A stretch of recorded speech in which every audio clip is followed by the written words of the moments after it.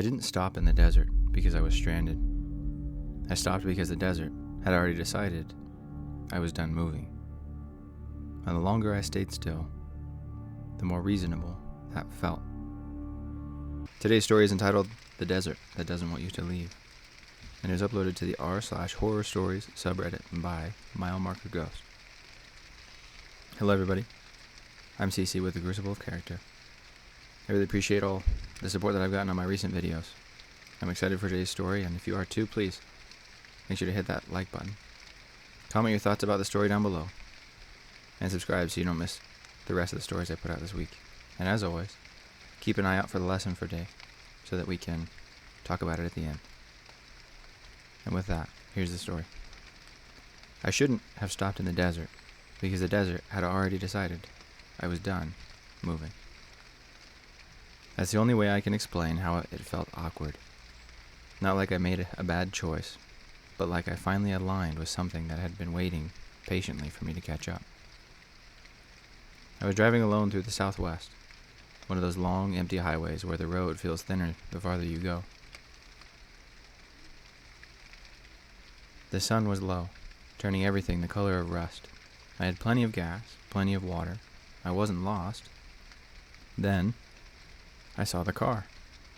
It was pulled off on the shoulder about a mile ahead, hazard lights blinking weakly, one headlight out, no other vehicles in sight, no buildings, no cell signal, just open desert, heat shimmering above the asphalt.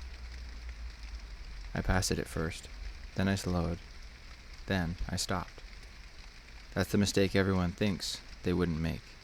But when you're alone that long, another car feels like proof the world still exists, like you're not the last person moving through it. I pulled over about 20 yards ahead and walked back. The car was empty, driver's door open, keys still in the ignition. The engine was cold, though the metal should have been hot to the touch. No luggage, no footprints leading away, just the car, abandoned like it had been placed there deliberately. I called out. My voice sounded thin, stripped by the open air. No response. That was when I noticed the ground. The sand around the car was packed flat, darker than the rest, like it had been pressed down repeatedly. Not footprints, more like impressions, overlapping, layered, smothered by time, as if many people had stood there for a very long time. My phone buzzed suddenly, 1 bar of service. A notification came through, text only, no sender. You can keep going, or you can stop. The signal vanished immediately after. I laughed once, short and sharp, because laughter felt safer than thinking. I went back to my car. The engine turned over, then stalled. I tried again, to no response. The heat pressed in around me now, heavier.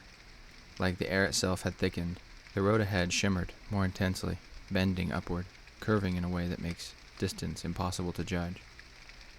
I got out again. The abandoned car's headlights had stopped blinking with the hazard lights. The desert went completely silent. No wind, no insects, no distant traffic, just my own breathing, loud and uneven. I started walking towards the horizon, convinced help was closer than it looked. That's another desert lie. Distance collapses in your head until everything feels reachable. After 10 minutes, I turned around. My car was much, much further away than it should have been. After 20, it hadn't gotten any closer. The sun didn't move. I felt watched, then, not by eyes, but by space itself, like the land was aware of my position, tracking, not visually, but geometrically. I sat down. The ground was warm, comforting in a way that scared me. The longer I stayed still, the less urgent my thoughts became. Hunger dulled and fear softened. The idea of standing up felt unnecessary, like interrupting something important. I noticed shapes in the sand around me, not clear at first, just subtle depressions, places where the ground dipped slightly, arranged in rough outlines. Human-sized, human-shaped. I stood up abruptly, heart pounding. The effort felt wrong, like lifting myself out of a mold. I ran back towards the road, legs burning, lungs tearing at the dry air. The road was closer now. Too close. I stumbled onto the asphalt and collapsed beside my car. The engine started immediately. I didn't question it. I drove until the sky went dark and lights appeared again. Real lights from gas stations and towns and other moving people. I didn't stop until I reached a motel and locked myself inside. I ended up sleeping for 12 hours. When I woke, my shoes were filled with sand.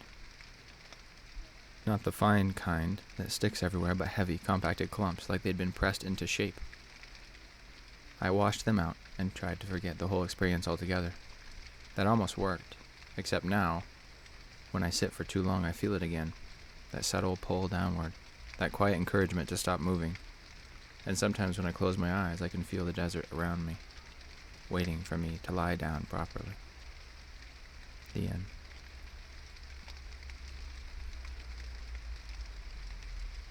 I really like that story. Hope you did too, and if you did, please make sure to like the video. And with that, let's transition into the psychology of the character. So, they're in the middle of the desert. There's nobody around forever and ever. And it's been so long that when they finally see a car with the hazards on, they figure, I'm going to stop and help. Which, that's a great thing to do. Very awesome. Not everybody would do that. I don't know that I would. Because just like the guide wouldn't want to get stuck in the desert, I might pull up beside and, try and look through the window, see what's going on, roll down my window and see. I feel like if the car was completely empty, you'd be able to see from, just driving really, really slow alongside it. But regardless, they wanted to help. Then they get stuck. Kind of this mental stuck. And they don't want to move. It's like everything around them is telling them this is what they need and this is what is correct. It's interesting. It's really, really interesting. I like the idea that it is a physical thing. I think stories often have a way of kind of very blatantly and openly showing us the kind of character flaws that we have in ourselves. Kind of when you read a story or a movie, we watch a movie, of course, and you see the characters and you say, oh, I'd never do something that stupid, and of course we do stuff that stupid every day. If our lives were a movie, how many people would say, well, I would never do something that stupid? That's just something to think about. So I think the blatant and open lesson from this one is don't settle into that rut. Don't lay down in the sand. Don't just give up. Complacency kills you. You can look up the statistics of, if you work for most of your life, let's say you work until 65 or 70 even, which is, that's pretty old.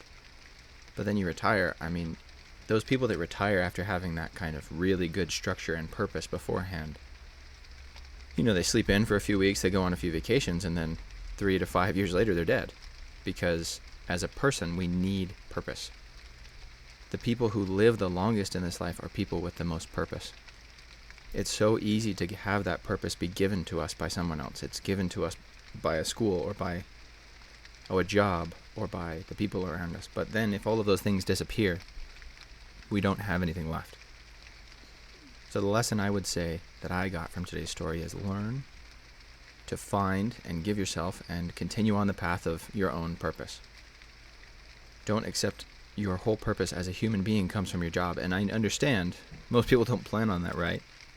But the fact that the statistics kind of point to that implies that a lot of people, at least unconsciously, do. So please be bigger than your job. Be bigger than your schooling. Be bigger than your accomplishments. Be something. And find purpose. Go be a purposeful, amazing individual because you can. You have it in you. You just need to want it. And with all that, once again, I'm Cece. This is The Crucible of Character. If you enjoyed today's story, if you enjoyed the lesson, please subscribe so you don't miss my other videos. I'm uploading every weekday from now on. And when I get back from vacation, I'm going to start live streaming and putting out longer videos. I really appreciate all your support. I love you all, and I'll see you tomorrow.